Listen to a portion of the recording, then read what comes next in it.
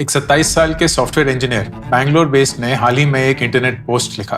वो post viral हो गया। महीने की सैलरी 1,70,000 रुपए। इतनी तनख्वाह जो बहुत सारे भारतीय परिवार शायद पूरे साल में देखते हो। लेकिन पिछले 6 महीने से एक टूटे हुए फोन के साथ जी रही है। स्क्रीन क्रैक्ड है, बैटरी 2 घंटे में खत्म हो जाती है, दिन में 4-6 बार चार्ज करना पड़ता है। And she can't get herself to buy a new phone. हर महीने 30,000 रुपए लोन EMI, 60,000 रुपए इन्वेस्टमेंट्स, 20,000 रुपए ट्रैवलिंग पे खर्चा, 20,000 रुपए अपनी माँ को भेजती है, 10,000 रुपए हाउस होल्ड एक्सपेंसेस। इन सबको जोड़ के 30,000 रुपए बचते हैं। लेकिन वो तब भी स्विगी पे 150, 200 रुपए की मील्स ऑर्डर कर रही है। बारिशों में चलती है क्योंकि ऑटो महंगा लगता है। ऑनलाइन विंडो शॉप करती रहती है लेकिन कभी भी कुछ खरीदती नहीं। अपने ऊपर खर्चा करने से डरती है। और ये पोस्ट पढ़ के ना मुझे अपनी याद आ गई। यूएस में जब मैं पढ़ाई कर रहा था, मुझे हर महीने $1,500 स्टाइपेंड मिलती थी। 50 रुपए का रेट था करीब, मतलब 75,000 रुपए महीना। 20 साल पुरानी बात है, बहुत ज्यादा पैसा था। लेकिन कपड़े वॉशिंग मशीन में नहीं, हाथ से टब में धोता था। खाना बाहर से नहीं, खुद बनाता था। पूरे 2 साल यूएस में कहीं भी ट्रैवल नहीं किया, सिर्फ सेव करता रहा। कमरे के लिए लैंप तक नहीं खरीदा, फोन नहीं खरीदा। गाड़ी तो बहुत ही दूर की बात है। बसों में ट्रैवल करता था, चल के जाता था। एंड बस बचाने की लत लगी हुई, जो कि अपने आप को सिर्फ एक ही चीज बोलता रहता था, माँ बाप ने इतनी मेहनत करी है, माँ बाप ने इतने कष्ट सहे हैं, मैं अपने पैसों से मजे नहीं कर सकता। I don't deserve it. ये पैसे का एक पिंजरा है, एक मेंटल पिंजरा जो आपको खर्च करने से रोकता है। एंड आपको लगता होगा कि ये शायद सही चीज है, शायद अंकुरवारी को खुश होंगे, दुनिया शाबाशी देगी। लेकिन इस वीडियो के थ्रू ये सिखाने, ये बताने की कोशिश करूंगा कि आपके पैसे के साथ जो रिश्ता है वो शायद टॉक्सिक है। शायद वो आपको आगे बढ़ने से रोक रहा है। शुरुआत होती है बचपन की स्क्रिप्ट से। हर एक मिडिल क्लास बच्चे ने कहीं ना कहीं बहुत जल्दी अपने बचपन में ये सुना होगा, पैसे ना पेड़ पे नहीं होते। हमें पैसे के बारे में नहीं पता था, लेकिन ये पता था कि पैसे पेड़ पे नहीं होते। हमने खिलौना मांगा, पैसे पेड़ पे नहीं होते। हमने कॉमिक्स मांगी, पैसे पेड़ पे नहीं होते। हमने जूते मांगे, पैसे पेड़ पे नहीं होते। और ये सिर्फ शब्द नहीं थे, ये एक भावना थी। हमें हर रोज ये दिखता था कि पैसे पेड़ पे नहीं होते। माँ पापा हर एक चीज खरीदते हुए प्राइस टैग चेक करते थे, हर एक चीज खरीदते हुए बजट बनाते थे, बहुत सारी चीजों को सेक्रीफाइस करते थे ताकि जो चीजें जरूरी हैं वो घर पे आ पाए। और हम में ना ये कहीं ना कहीं समा गया कि चीजें मांगना, चीजों की कामना करना गलत, कि पैसा हमेशा कम है, जिंदगी में हमेशा तंगी है। तो आदत सी पड़ गई।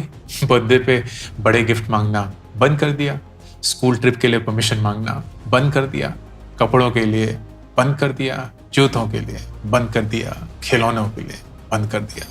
यहां तक कि JEE, नीट, UPSC, उसकी तैयारी के लिए, कोचिंग के लिए भी पैसा मांगना सही नहीं लगा। कहां से आएगा? पैसा ही नहीं है।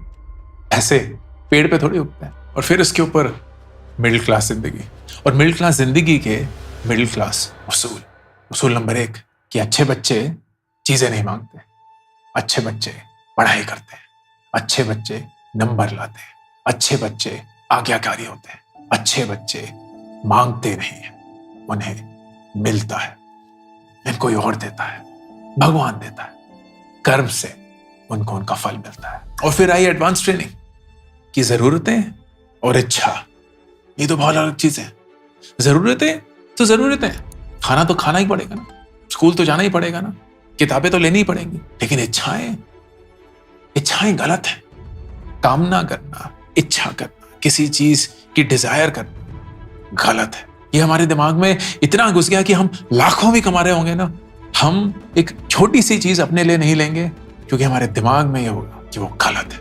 जब तक चीजें टूट नहीं जाती तब तक वो रिप्लेस नहीं होगी। जब तक चीजें फट नहीं जाती तब तक नया कुछ नहीं आएगा। किसी चीज को अगर तुमने चाहा तो वो नहीं मिलना चाहिए, उसके लिए मेहनत करनी पड़ेगी, बहुत परिश्रम करना पड़ेगा। किसी मकाम पे जाके शायद तुम आईने के सामने खड़े होकर अपने आप से ये बोल सकोगे कि मैंने उस चीज के लिए मेहनत कर ली है, अब शायद मैं उसे डिजर्व करता हूं। देखो मैंने कितना बचा लिया है, देखो मेरी जरूरतें कितनी कम हो चुकी हैं, देखो कि मैंने बाकी लोगों के लिए कितना कुछ ले लिया है, अब शायद मेरी बारी। और फिर आई तीसरी चीज, हमारे समाज का सबसे फेवरेट पास टाइम, कंपैरिजन, तुलना करना। वो शर्मा जी का जो बेटा था ना, वो सिर्फ पढ़ाई में अच्छा नहीं था, वो कुछ मांगता नहीं था। वो फटे हुए जूतों में स्कूल जाता था, उसकी निक्कर फटी होती थी, टी शर्ट आयरन नहीं होती थी, लेकिन उसे कोई फर्क नहीं पड़ता। उसके बाल कटे नहीं होते थे, वो मदहोश है, पढ़ाई में धुत। उसे पता है कि उसे जेईई क्लियर करना है, उसे पता है कि उसे नीट क्लियर करना है, उसे पता है कि उसका यूपीएससी में हो जाएगा, उसे और किसी चीज की परवाह नहीं है। और वो हमारा रोल मॉडल बन गया। हमने उससे चूज नहीं किया, हम पे थोपा गया कि वही हमारा नॉर्थ स्टार है, वही हमारा टारगेट है। उस जैसा बन हर एक बच्चे का गोल होना चाहिए। और हमें यह भी बोला गया कि वो बच्चे देख रहे हो जो हर समर में छुट्टी पे जाते हैं, वो बच्चे देख रहे हो जो हर साल नई यूनिफॉर्म खरीदते हैं, वो बच्चे देख रहे हो जो नई नई किताबें खरीदते हैं, वो बच्चे देख रहे हो जो पार्टी करते हैं, वो बच्चे देख रहे हो जो मूवीज देखते हैं। वो सब जिंदगी में कुछ नहीं कर पाएंगे। वो माँ बाप के पैसे पे पल रहे हैं, वो एकदम निकम्मे हैं, वो कहीं भी नहीं जा पाएंगे, वो अपनी जिंदगी बर्बाद कर रहे हैं। और ये तुलना हमारे अंदर बस गई। एक आइडियल कैंडिडेट जिसको देखकर हमें ये बोला गया कि इस जैसा बनना है, और एक वो दानव जिसे देखकर बोला गया इस जैसा खबरदार अगर कभी बने। और इन तीन चीजों के चलते हमारे अंदर समा गया गरीबियत का माइंडसेट, द पॉवर्टी माइंडसेट, जिसने हमें ये बताया कि हमारी जिंदगी में पैसा स्कैर्स है। एंड स्कैर्सिटी माइंडसेट सीधे हमारे दिमाग के एमिगडाला, जो हमारा फियर सेंटर है, उस पे अटैक करती है। एक ट्रिगर रिस्पॉन्स बनता है। जैसे हम कुछ ऐसा करने वाले हो जिससे हम अपना पैसा खर्च करने वाले हैं, हम फ्रीज हो जाते हैं, हमारी बॉडी टाइट हो जाती है, हम टेंस हो जाते हैं, हम स्ट्रेस लेना शुरू कर देते हैं, हम एंग्शियस हो जाते हैं। और हमें समझ नहीं आता कि ये फिजिकल रिएक्शन क्यों हो रहा है। पैसा ही तो खर्च कर रहे हैं, खुद का कर रहे हैं, चुरा के नहीं है, डकैती नहीं है, खुद की मेहनत से कमाया। But we don't have an answer, क्योंकि ये ट्रेनिंग, सालों की ट्रेनिंग ऑफ द गरीबियत माइंडसेट हमारे अंदर समा चुकी। ये लॉजिक नहीं सुनता है, ये रैशनल दिमाग नहीं होता है, ये एक डरा हुआ दिमाग है। ये बोलता है कि ये पैसे कभी भी खत्म हो सकते हैं। याद है वो पल, याद है वो क्षण जहां माँ पापा तंगी में थे, जहां उन्होंने खुद खाना नहीं खाया लेकिन तुम्हें खाना खिलाया, खुद नंगे भूखे सोए लेकिन तुम्हारे को चादर दी, खुद ना पढ़ पाकर तुम्हें पढ़ने के लिए भेजा, खुद गांव में रह गए लेकिन तुम शहर चले गए। ये पैसा तुम्हारा नहीं है, ये पैसा कभी भी जा सकता है, ये पैसा बचा के रखो, ये पैसा सिर्फ इतना ही है। एंड जाहिर सी बात है कि फिर पैसे को लेकर शर्मिंदगी आई जाएगी, गिल्ट आई जाएगा। पहला लेयर ऑफ गिल्ट माँ बाप की तरफ, उन्होंने कितनी मेहनत करी, उन्होंने कितना सैक्रिफाइस किया है। और मैं ये नहीं बोल रहा कि उन्होंने नहीं किया है, लेकिन ये गिल्ट, ये शर्मिंदगी, ये एहसास हमें रोक देता है। हमें हमेशा ये लगता है कि उनके सारे सैक्रिफाइसेस की वजह से अगर हम अपने पैसे को खुद पे खर्च कर रहे हैं तो हम उन्हें धोखा दे रहे हैं, हम उनसे गद्दारी कर रहे हैं, हम उनके त्याग को स्वीकार नहीं कर रहे। दूसरा गिल्ट अपने सक्सेस को लेकर कि क्या तुम वाकई में कामयाब हो, क्या तुमने वाकई में कुछ ऐसा उखाड़ लिया है कि तुम्हारे पास इतना सारा पैसा है और अब तुम अय्याशी की जिंदगी जीना चाहते हो। वो गाड़ी ले लोगे, वो फोन ले लोगे, वो कपड़े पहन लोगे, वो वहां ट्रैवल करने चले जाओगे। देखा है खुद को, इतने सक्सेसफुल बन गए हो, वाकई में बन गए हो क्या? और फिर तीसरा इंपोस्टर सिंड्रोम, कि ये सब खोखला है, तुम्हारा वजूद ही नहीं है। किसी न किसी दिन तुम्हारा पर्दा फाश हो जाएगा, दुनिया को पता चल जाएगा कि तुम ढोंगी हो और सब चला जाएगा। क्षण की बात है, कुछ दिनों की बात है। कंपनी को एहसास हो जाएगा कि तुम्हें ओवरपे कर रहे हैं, तुम्हारे क्लाइंट्स को एहसास हो जाएगा कि तुम्हें तो कुछ पता ही नहीं है। तो सेव करो दोस्त, सेव करो, ये सब एक दिन छिन जाएगा। जो ऊपर गया है नीचे आएगा। सेव करो, सेव करो। मैं जब पहली बार अपनी जिंदगी में, यूएस तो छोड़िए, जब मैं वापस आया, भारत आया, पहली नौकरी करी, 14,000 रुपये महीना कमाता था और मुझे लगता था बहुत ज्यादा है, बहुत ही ज्यादा है। घर पे रह रहा था तो ऐसा भी था, अरे किराया भी नहीं देना है, खाने के खर्चे भी नहीं है, कुछ नहीं है, तो 4,000 रुपये खर्च करता था, 10,000 रुपये बचाना है, क्योंकि बचाना है, बचाना है। क्यों बचाना है नहीं पता, क्या करना है उसका नहीं पता, बैंक में पड़ा हुआ है लेकिन बचाना है, बचाना है, बचाना है, क्योंकि बहुत बहुत बहुत मुश्किलों के बाद ये पैसा हमारी जिंदगी में आया, बचाना है। और फिर ना हम गोल पोस्ट पोस्टपोन करने लगते हैं। जब 20,000 रुपये कमाएंगे ना तब कुछ खर्च करेंगे, नहीं अब 20,000 हो गए। जब हम 50 कमाएंगे ना तब कुछ अपने लिए खरीदेंगे, फिर 50 भी पहुंच गए, जब हम 70 कमाएंगे ना तब कुछ खरीदेंगे। गरीबियत का माइंडसेट ऐसा आप पे हावी हो जाता है कि आप कभी अमीरियत एक्सपीरियंस ही नहीं कर पाते। अमीर बनना अलग होता है, अमीरियत की सोच रखना बहुत अलग। और हमें ऐसा लगता है कि हम बहुत ही अच्छा काम कर रहे हैं, ये सारे पैसे बचाकर जो हम चीजें नहीं खरीद रहे हैं, जो हमें लगता था कि यार जरूरी नहीं है, इनसे कोई फर्क नहीं पड़ता, लेकिन इनसे फर्क पड़ता है। छिपे हुए कॉस्ट है। वो टूटा हुआ फोन जो आप यूज कर रहे हैं, जिसकी बैटरी हर 2 घंटे में चली जाती है, आपको नहीं पता कि उसकी वजह से कौन सा मिस कॉल आपकी जिंदगी बदल सकता है। आपको नहीं पता कि उसकी मेमोरी पूरी फुल हो चुकी है, तो आप कौन से एप्स जो यूज करके अपनी प्रोडक्टिविटी बढ़ा सकते हैं वो नहीं कर रहे हैं। वो फोटोएं खींच सकते हैं जिससे आप अपनी जिंदगी की मेमोरीज क्रिएट कर सकते हैं। 50,000 रुपए तो बचा लेंगे, लेकिन अपनी नींद गवा देंगे। वो कपड़े जो आप नहीं खरीदेंगे, आपको नहीं पता कि उसकी वजह से आप कितना लो कॉन्फिडेंट फील कर रहे हैं। आपको नहीं पता कि आप कैसे सबकॉन्शियसली अपने आप को अपने दोस्तों के साथ, अपने कॉलीग्स के साथ कंपेयर करते हैं और देखते हैं कि वो कपड़ों में महंगे ना हो लेकिन कंफर्टेबल होते हैं, एंड एक अलग लेवल की कॉन्फिडेंस आती है। आप एक इंटरव्यू में जाने से झिझकते हैं, आपको पता होता है कि वो फर्स्ट इंप्रेशन क्रिएट हो ही नहीं पाएगा। आपको लगता है कि आपका टैलेंट ही जीत जाएगा, लेकिन वो हमेशा सच नहीं होता। वो जिम मेंबरशिप जो आपको बहुत महंगी लग रही है, आप बोल रहे हैं यार कुछ ना कुछ यहीं पे कर लेंगे, लेकिन आप अपनी हेल्थ को धकेल रहे हैं। वो किताब जो आप खरीद सकते हैं ना, आपको लगता है कि यार 200-300 रुपए भी बहुत महंगे हैं, वो आपकी सोच कैसे बदल सकती है। वो कोर्स जो आपको 500 रुपए में भी महंगा लगता है, वो कैसे आपकी जिंदगी चेंज कर सकता है। वो थेरेपी जिसको आप अवॉइड कर रहे हैं क्योंकि वो 1000 रुपए घंटा आपको बहुत ज्यादा लगता है, वो कैसे आपकी पूरी मेंटल हेल्थ को बदल सकता है। वो वेकेशन, वो छुट्टी जो आप पोस्टपोन किए जा रहे हैं क्योंकि पैसे नहीं है, कैसे वो आपको बर्नआउट से बचा सकता है। आप अपने पैसे के कंपाउंड इंटरेस्ट पे इतने घुस चुके हैं कि आप जिंदगी की कंपाउंडिंग भूल गए। तो हासिल तो सब कुछ कर लिया, नौकरी मिल गई, तनख्वाह भी मिल गई, अंकुर वारिकू के वीडियो भी देख लिए, इन्वेस्ट भी कर दिया, जरूरतों पे भी खर्च कर दिया, खुद के लिए कुछ रखा ही नहीं। तो फिर आप सोचते हैं यार सब कुछ तो मिल रहा है, धीरे धीरे सब कुछ आ रहा है, लेकिन खुशी क्यों नहीं?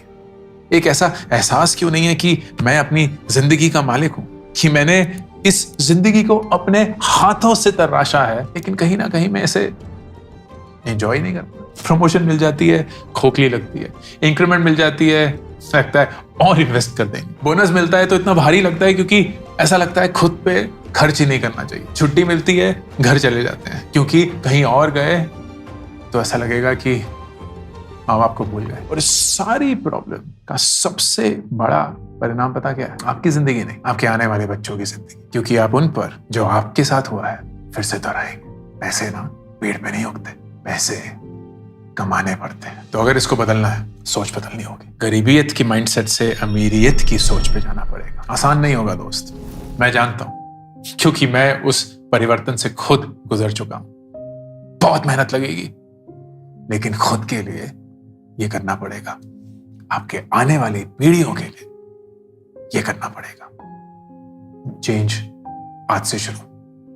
आइए बताता हूं कैसे। सबसे पहला, पैटर्न रिकॉग्नाइज करिए, प्रॉब्लम को आइडेंटिफाई करिए। एक साइंस स्टूडेंट होने के नाते ये मैं आपको बता सकता हूं, जिंदगी का असूल है, किसी भी चीज को इंप्रूव करने के लिए उस चीज को जानना बहुत जरूरी है। किसी भी चीज को फिक्स करने के लिए उसको मेजर कर पाना बहुत जरूरी है। जब तक आप किसी चीज को मेजर नहीं कर सकते, आप उसको फिक्स नहीं कर सकते। जब तक आपको अपना खुद का आज का वेट नहीं पता, आप उसको रिड्यूस नहीं कर सकते। जब तक आपको खुद का बैंक बैलेंस नहीं पता, उसको आप ग्रो नहीं कर सकते। जब तक आपको खुद की क्षमता नहीं पता, उसको इंप्रूव नहीं कर सकते। तो आज आप जहां हैं, पहले वो जानना है, and that will be a simple record. कोई चेंज करने की जरूरत नहीं, कोई बदलाव लाने की जरूरत नहीं, सिर्फ और सिर्फ ऑब्जर्वेशन। तो जहां भी, जब भी आप अपने आप को पैसे की वजह से रोकते हैं, लेना चाहते हैं लेकिन ना बोल देते हैं, करना चाहते हैं लेकिन अपने आप को रोक देते हैं, उसको नोट करिए और यह भी लिखिए कि वो क्या चीज थी, कितने की थी, और आपके दिमाग में इंस्टेंटली क्या ख्याल आया जिसकी वजह से आपने अपने आप को रोक दिया, आपने अपने आप को ना बोला। जो भी हो, वो ये हो सकता है कि नहीं यार अभी पैसे नहीं है, नहीं माँ पापा को अच्छा नहीं लगेगा, नहीं दोस्तों के सामने नजर लग जाएगी, नहीं कुछ और, जो भी आंसर हो लिखिए। 1 हफ्ते तक ये हर रोज हर एक डिसीजन के लिए करना है, क्योंकि इसी से सबसे पहली बार आप आईने के सामने खड़े होकर खुद के पैटर्न को रिकॉग्नाइज कर पाए। फिर दूसरा हफ्ता एक सिंपल सा गिल्ट फ्री बजट डिसाइड करेंगे। वो 10% भी हो सकता है। तो आपकी सैलरी का 10%, मान लीजिए 50,000 रुपए आपकी सैलरी है, 5,000 रुपए 10%, गिल्ट फ्री। एंड आप ये भी डिसाइड करेंगे कि ये गिल्ट फ्री बजट आप किन किन चीजों पे खर्च करना चाहते हैं इस एक हफ्ते। एंड आप अपने आप को इजाजत देंगे वो खर्चा करने का। वो कोई छोटा खर्चा भी हो सकता है कि आप रोज जहां कॉफी लेना चाहते थे लेकिन रोक देते थे, अब नहीं रोकेंगे। एक बड़ा खर्चा भी हो सकता है कि आपने बहुत टाइम से वो हेडफोन पोस्टपोन किया हुआ था, आप इस बार वो ले लेंगे, या एनीथिंग इन बिटवीन। खुद पे खर्च करना है, खुद के लिए खर्च करना है, किसी और पे नहीं, किसी और की खुशी के लिए भी नहीं, खुद की खुशी के लिए। अगर इस हफ्ते में कहीं भी आपको ऐसा लगे यार मैं ना सेल्फिश हो रहा हूं, मैं ना खुद के बारे में कुछ ज्यादा ही सोच रहा हूं, अंकुर वारिको ने खुद करके कुछ ज्यादा ही मुझे दिमाग पे चढ़ा दिया है, तो सेल्फिश की परिभाषा को रिविजिट करिए। सेल्फिश मतलब आप दूसरों की जरूरतों से पहले अपनी जरूरत रखते हैं। सेल्फिश का मतलब आपके पास बहुत ज्यादा है, ऑलरेडी है, लेकिन उसके बावजूद आप और अपने ऊपर खर्च करते हैं। सेल्फिश का मतलब आप दूसरे लोगों को सफर होते हुए देखते हैं और कुछ नहीं करते। खुद की खुशी पे फोकस करना सेल्फिश नहीं है। खुद की जिंदगी को आरामदायक बनाना सेल्फिश नहीं है। खुद की जरूरतों को दूसरों की जरूरतों से आगे रखना सेल्फिश नहीं है। हफ्ता नंबर 3, अब हम थोड़े से बड़े कदम लेंगे। हम अब आए दिन रोजमर्रा के खर्चों पे फोकस ना करके थोड़े ज्यादा लॉन्ग टर्म इन्वेस्टमेंट्स के बारे में सोचेंगे। इन्वेस्टमेंट्स पैसे की नहीं, खुद के ऊपर। It could be health, therapy हो सकती है, जिम हो सकता है, it could be pleasure, excitement, happiness, कोई नया कोर्स हो सकता है, एक नई हॉबी हो सकती है, एक वेकेशन हो सकता है, इट कुड बी रिलेशनशिप्स, किसी के लिए आप कुछ करना चाहते हैं, खुद के लिए कुछ बनाना चाहते हैं, anything that you know is a long term commitment जो आपको जरूरत है एंड आप खुद के लिए करना चाहते हैं। एंड फिर उसको आप अपने एक्सपेंसेस में बजट करिए। Budget it on a monthly basis, on a quarterly basis, on a yearly basis, जो कुछ भी आपको जरूरत लगती है खुद की खुशी के लिए। और फिर हफ्ता नंबर 4, इन सारी चीजों को एक साथ मिलाएंगे in preparation for your next month salary. तो बजट करेंगे कुछ पैसा अपनी जरूरतों के लिए जो कि आपको खर्च करना ही है, कुछ पैसा आपके इन्वेस्टमेंट्स के लिए, लॉन्ग टर्म फ्यूचर के लिए जो आप करते आ रहे थे, लेकिन कुछ पैसा आज के लिए, गिल्ट फ्री एक्सपेंसेस जो आप करना चाहते हैं, रोजमर्रा की जिंदगी, छोटे छोटे एक्सपेंसेस बट उससे खुशियां मिलती हैं। And then long term commitment of money towards your long term growth. पैसा पैसे को बढ़ाने के लिए नहीं, पैसा खुद को बढ़ाने के लिए, आपकी हेल्थ, आपकी सिक्योरिटी, आपकी ग्रोथ, आपके स्किल्स, आपकी नॉलेज, आपकी रिलेशनशिप्स, उसमें आप आगे बढ़ पाए उसके लिए। ये 4 हफ्ते का प्लान अगर आपने शुरू किया तभी आप इस पिंजरे से बाहर निकल पाएंगे। ये गरीबियत का माइंडसेट बहुत सारे लोगों को ऐसा शक करता है कि उससे निकल पाना नामुमकिन हो जाता है। वो दलदल है जहां हम सिर्फ फंसते ही जा रहे हैं, और एक ऐसी दलदल है जो हमें लगता है हमारे लिए अच्छी है, and by the time we realise कि हमारे लिए अच्छी नहीं थी, इट्स परहैप्स टू लेट। ये याद रखिएगा कि आपके माँ बाप का सैक्रिफाइस इसलिए नहीं था ताकि आपकी जिंदगी मुश्किल हो, इसलिए नहीं था ताकि आप भी जिंदगी में सैक्रिफाइस करें। उन्होंने सैक्रिफाइस किया ताकि आप आजादी से अपनी जिंदगी जी पाए, आप बढ़ पाए, आप एक कामयाब इंसान बने, ना सिर्फ पैसे को लेकर, खुद को देखकर। एंड जब वो होगा ना, तब आपके माँ बाप का त्याग सफल होगा।